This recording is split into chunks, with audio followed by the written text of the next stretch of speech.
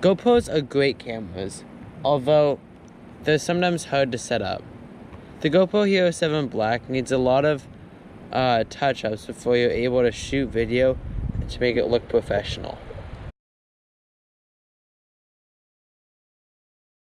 In order to have good footage, you have to actually set the max ISO to 400. Out of the box, it comes up to something like 1600 or 3200, and that's way too high, and that'll just make your footage look really bad.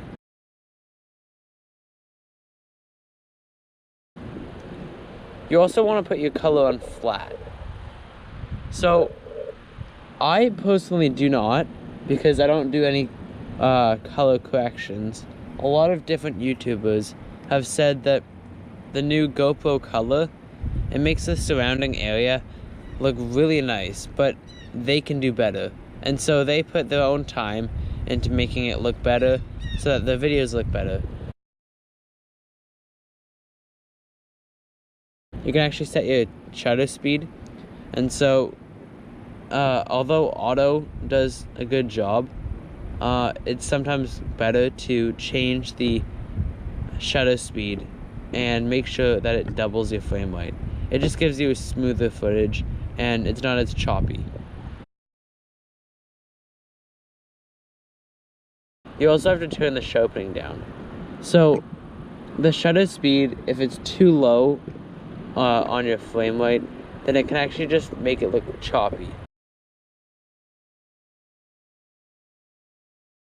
A lot of different YouTubers have said that the audio on the Hero 7 isn't good, or it's not as good as the Hero 4, or downright bad. So what they don't notice is that you can set the audio. So you can set it to wind, auto, or stereo. Auto gives you the best sound that they approve of. And so sometimes that's good when it's too windy and you can't get that stereo footage, but other times it does that improperly, and so that can just mess up your audio.